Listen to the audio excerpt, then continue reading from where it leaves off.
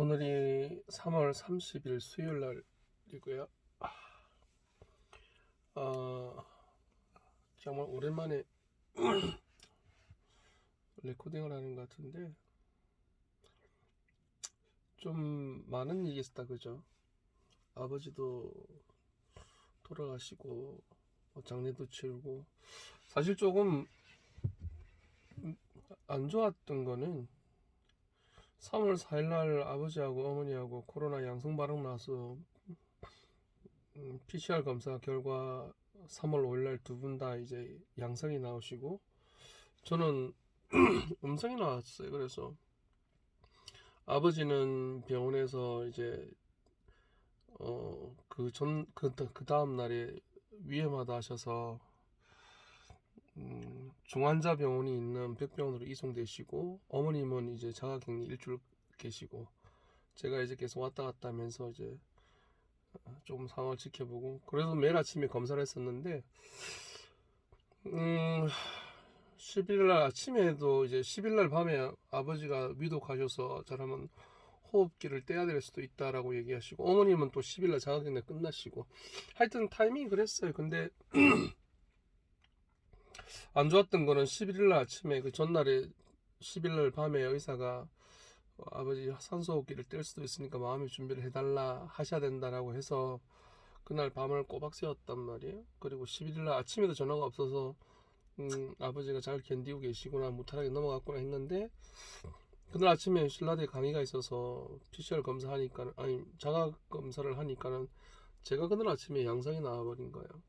그래서 급하게 보건소 가서 검사하고 집에 자가격리가 들어갔는데, 안타깝게도 그날 오후에 아버님이 돌아가시는 바람에 뭐 장례도 못 치르고 결국은 뭐 아버지 입관도 못 보고, 하여튼 그 시간이 되게 힘들었던 것 같아요, 제 나름대로. 지금은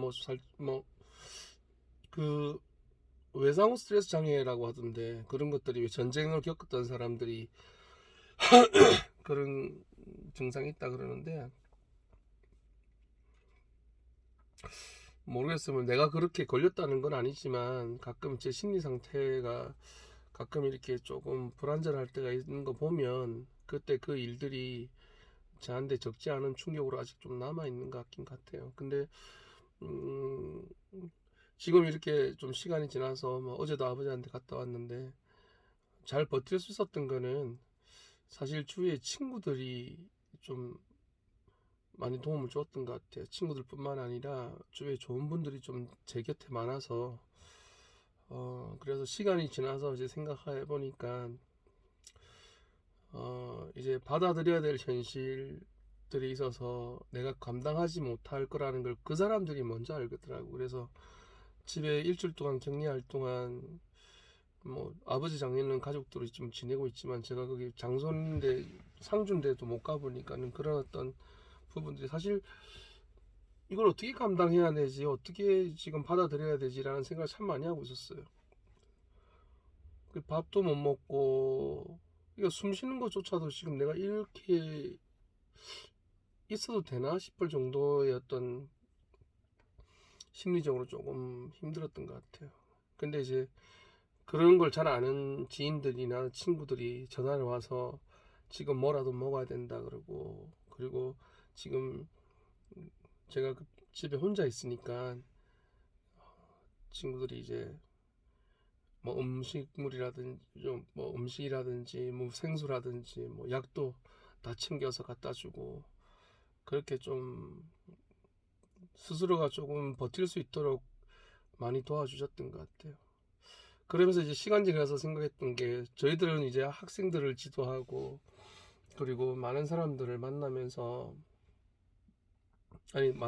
만나면서 공부 잘하고 사회적으로 훌륭한 포지션을 가져야 된다라고 그렇게 많이 지도를 하잖아요. 뭐 저 역시도 아이에게 그렇게 지도를 많이 하는데, 큰 일을 당해보면서 느끼는 게 과연 내가 사회적인 포지션이 좋고 그리고 경제적으로 많은 이득을 취하면서 남부럽지 않게 잘 살아가는 모습이 과연 성공한 모습이라고 얘기를 할 수 있을까라는 생각을 해봤거든요. 물론 이제 모두들 그런 삶을 원하잖아요. 경제적으로 풍요하기 때문에 내가 하고 싶은 거 쓰고 싶은 거 다 하면서 살아갈 수 있는 그런 삶을 다 대부분 다 꿈꾸잖아요, 그죠? 그리고 이쁜 마누라, 그다음에 잘생긴 남편, 경제적으로 뭐 아주 능력 있는 남편, 그러면서 뭐 공부 잘하는 아이, 자녀들까지 이게 이상적인 가정이고 이상적인 삶에 대한 지표로서 많이들 생각을 하는데 어려운 일을 계속 좀 많이 살면서 좀 당하다 보니까는 힘든 일이 생길 때 그런 생각을 좀 많이 들어요. 내가 참 행복한 사람이구나. 내가 결코 불행한 사람이 아니구나라는 걸 느끼는 게 저는 친구들이 많아요. 그리고 이 친구들이 초등학교 때부터 친구들인데 지금 거의 한 40년 돼 가죠. 이 친구들이 사회적으로 포지션이 뭐 안정감이 있다든지 아니면 그 뭐 상위 클래스에 있다든지 경제적으로 풍요하다든지 뭐 이런 친구들은 사실은 많이 없어요. 하지만 저를 포함해서 고만고만하게 보통 사람처럼 살아와요. 그리고 결혼도 하고 그리고 서로가 서로의 가정사를 다 알고 있을 정도로 참 많은 이야기를 주고받고 이렇게 같이 살아왔어요. 가족처럼. 어, 이런 친구들이 많다 보니까는 내가 어려움을 당했을 때 같이 울어주고 한 걸음에 달려와주고 또 저를 대신해서 아파해주고 아버님 장례식에도 친구들이 뭐 상여를 다 메고 뭐 이렇게 아버지 가시는 길까지 다 봤다 하더라고요. 그러면서 친구들이 사회적으로 뭐 의사, 변호사, 뭐 포지션이 좀 높은 위치라든지 경제적으로 뭐 풍요하다든지 이렇지는 못하지만 정말 가족처럼 내 일처럼 아파해주고 고민해주고 또 같이 그 친구의 아픔이라든지 그 친구의 상황을 공유해야 된다는 거를 다 알고 있더라고요. 저를 포함해서 저도 역시 그랬으니까. 근데 이렇게 힘든 경우를 당해보니까는 그 친구들의 고마움이 큰 거예요. 물론 후배들도 저희 집 앞에 가서 음료수, 뭐 물, 뭐 식사해야 될 거, 도시락까지 놔두고 형님 여기 놔뒀으니까 꼭 챙겨 드시라고 이렇게 얘기하더라고요. 그래서 시간이 지나서 느꼈던 게 옛날에 그런 일화가 하나 있었어요. 현대조선소? 울산의 현대조선소라고 제가 기억나는데 거기서 아주 악덕부장이 하나 있었대요. 자기만 알고 그렇게 주위 사람들을 괴롭히고 힘들게 했다 그러더라고요. 뭐 좀 독불장군처럼 내 자기 위주로 뭘 해야 되고 그런 사람이 있었다고. 그래서 그 사람 주위에 사람이 상당히 많았대요. 또 리더십도 있고 막 뭐 한번 확 끌어가고 뭐 또 뭐 그랬다 하더라고요. 그리고 그 사람이 그런 카리스마가 있는 반면에 또 상대방에게 자기 주장을 좀 이렇게 강하게 어필해서 자기 주장대로 관철될 수 있도록 그렇게 좀 그런 자기중심적인 활동을 많이 했다 하더라고요. 그 사람이 어느 날 사고로 죽었는데 사람이 엄청나게 많이 올 줄 알고 장례식장을 큰 걸 잡았다 하더라고요. 근데 장례식장에 사람이 없었다는 얘기 들었었어요. 그, 그 부장이란 직함도 되게 높은 직함이었는데 그래서 제가 그거를 우리 큰집에 자영한테 들었나 했던 그랬었는데 알고 보니까 그 사람이 사회적인 포지션이 있어가지고 사람들을 막 이렇게 푸시하는 건 있었을 때 이게 이제 그 사람들 당하는 사람들 입장에서는 그게 이제 저 사람의 위치상 어쩔 수 없이 사회생활 하려 그러면 잘 보여야 되고 이런 부분들이 없지 않아 있었다고 하더라고요. 그래서 그 사람이 죽었을 주위 반응이 어 평이 좋지 않았다고 들었어요. 그리고 내가 저 사람한테 찾아갈 이유가 없다 뭐 이렇게 주위에서 많이 있었다더라고요. 근데 그 얘기를 들으면서 글쎄 저도 아이를 키우지만 과연 공부 열심히 해서 사회적으로 뭐 좋은 포지션을 잡고 많은 돈을 벌고 이게 과연 우리 삶에 있어서 가치성의 1번이 돼야 될까라는 생각을 좀 많이 해보게 되더라고요. 뭐 진정한 친구 옆에 한 명만 있어도 좋다라고 어떤 그런 얘기를 들은 적이 있었는데 저는 그런 친구가 9 정도가 있으니까 어쩌보면 한 명도 없는 사람보다 또는 한 명 있는 사람보다 저는 더 행복한 사람일 거라는 생각이 들고, 학생들한테 공부 잘해야 된다라는 이야기를 계속 하는 게 맞을까? 그리고 꼭 시험 쳐서 올백 맞아야 되고 1등 해야 된다라고 지도하는 게 과연 올바른 교육관일까라는 생각을 좀 많이 들어요. 오늘도 부산대학교 강의가 있지만 저는 참 학교에서 학생들을 많이 만나보거든요. 학생들 사이에 싸움이 일어나고, 그리고 그 화를 못 이겨서 뭐 유리창을 깨거나 선생님 달라들고 이런 학생들이, 그런 학생들이 우리가 나쁜 학생, 올바르지 않는 학생으로 프레임을 씌워버리고 오히려 매일 1등을 하고 공부밖에 모르고 넘어진 친구보다는 책을 한 권 더 봐야 되고, 이렇게 해서 사회적에서 뭐 검사, 판사, 뭐 변호사, 국회의원까지 되는 사람이 박수를 받아야 될까? 과연 올바른 학생을 지도할 때 우리가 어떤 관점으로 학생들을 바라봐야 될지에 대한 이야기를 학생들하고 좀 많이 하거든요. 부산대학교 학생들도 사범대다 보니까 저희 아들한테도 그래요. 저희 학생들한테도 그러고, 가장 기본적인 거 사람 보면 인사할 줄 알고, 넘어진 친구한테 손 내밀 수 있어야 되고, 그리고 경기를 통해서 진 친구한테 정말 좋은 경기했다라고 이야기할 수 있고, 그리고 진 친구도 이긴 친구한테 축하한다라고 말을 건넬 수 있도록 그렇게 지도가 돼야 되지 않을까. 그래야 이제 누구를 위한 행동이 아니라 그런 행동들이 결국 자기의 인성과 인품을 향상시키는 행동들이 아닐까라는 생각을 많이 하거든요.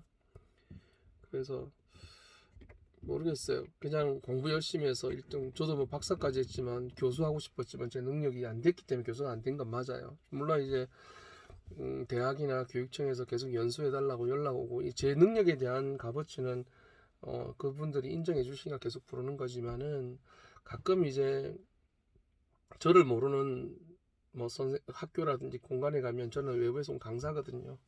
그래 가면은 그분들이 이제 그렇잖아요. 저는 어쩌면 일용직이고 저 사람들 계약직이면, 선생님들 입장에서는 그런 저를 좀 하대할 때가 가깝게, 물론 다 그렇지는 않지만 그런 걸 봤을 때는 사회적인 포지션이 중요하구나 라는 생각도 들지만, 한편으로는 저렇게 이야기하시는 분이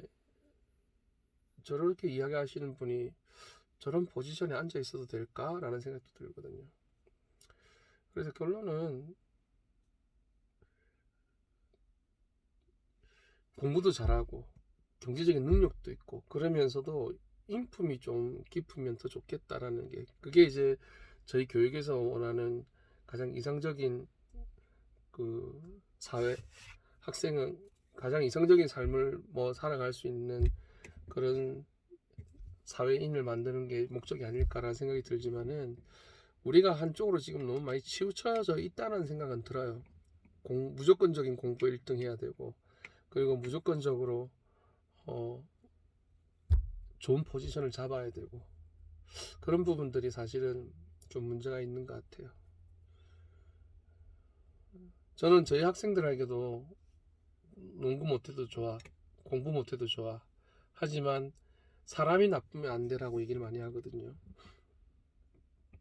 그리고 경기 통해 질 수도 있고 이길 수도 있고, 그런 상황에서 또 내가 보아야 될 행동들에 대해서 아이들에게 좀 많이 얘기를 하는데, 결국 그런 교육 방법이나 교육 방향이 지금 제가 이야기하는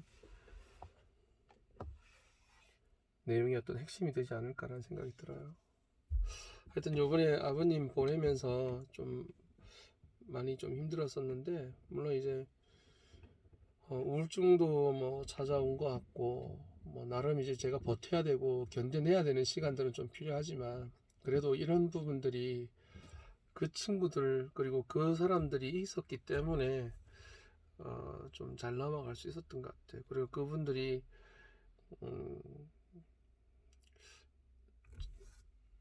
누군가를 생각해주는 마음들이 저렇게 보이기 때문에, 참 제가 정말 좋은 사람들이랑 같이 있구나라는 걸 좀 많이 느껴요. 그래서 우리 아들도 사실은 뭐 공부 잘하라는 말을 잘 안 하는 것 같아요. 친구들이랑 잘 어울리고, 그리고 친구들이랑 같이 뭐 축구도 하고 농구도 하고 같이 활동도 많이 하고, 그러면서 친구가 뭐 위험에 빠져 있거나 어려움에 빠져 있거나 또는 도움이 필요한 상황이면 또 그런 부분에 대해서 언제든지 나설 수 있는 그런 아들이 됐으면 좋겠다라고 많이 요구를 하거든요. 결국 그런 방법들이 우리 교육에서 또는 우리가 자녀들을 교육하는 내용에서 또는 내가 대학이나 또는 사회에서 배우는 내용 중에서 그게 1번이 돼야 되지 않을까라는 생각이 들어요. 요즘 들어 계산적인 사람들이 참 많아요. 이 행동이나 이 일들이 나에게 득이 될까 실이 될까라는 걸 많이 떼지게 되거든요. 물론 이제 그거는 사람이라서 어쩔 수 없지만 이제 모든 삶이 그렇게 따지는 삶으로 또 계산적인 삶으로 살다 보면 그 사람 마음속에는 누군가를 생각하는 마음이 얼마만큼 자리 잡고 있을까라는 생각이 많이 들긴 들더라고요. 그래서 오늘은 정말 감사한 사람들이 많아서 대학 강의가 지금 한 30분 남았는데 이제는 좀 아버지에 대한 마음도 이제 조금씩 좀 무뎌져야 될 시간이 계속 있으니까 그러면서 감사한 사람들 그러면 감사 인사를 전해야 될 분들이 많이 있더라고요. 뭐 조의금 들어온 거 보니까 정말 몰랐던 선배님들도 계셨고 정말 멀리서 연이 없었던 분도 제 소식 듣고 보낸 분들 보고 오히려 제가 연락처가 없어서 연락을 못 드린 분들도 몇 개 있더라고요. 그런 내용들을 봤을 때 내가 나쁘게 살아가고 있지는 않구나. 그래도 저런 분들이 멀리서라도 내 아픔을 이해해 주시고 알아주시고 보듬어 주시려고 저렇게라도 표현해 주시고 너무 감사하다는 생각을 많이 했었어요. 그 학원의 학부모님들도 어떻게 뭐 소식을 뒤에 들으신 분들은 또 그렇게 또 조의금도 보내주시면서 문자도 보내주시고 하셔서 사회적으로 제가 아주 성공한 삶을 살진 않았지만은 뭐 아주 뭐 좋은 직장을 가지고 좋은 포지션에 있지는 않지만 그런 부분들을 봤을 땐 그래도 나름 열심히 잘 살아가고 있다라는 생각을 들면서 그런 분들에게 더 잘해야 되겠다, 더 노력해야 되겠다는 생각이 많이 들더라고요. 하여튼 아버님 보내면서 좀 많은 것들이 보여지고 느껴지고 그리고 생각되어진다는 것들이 이런 부분들에서 많이 감사함을 느껴야 되겠다는 생각이 많이 들었어요. 하여튼 너무너무 감사드리고 제가 또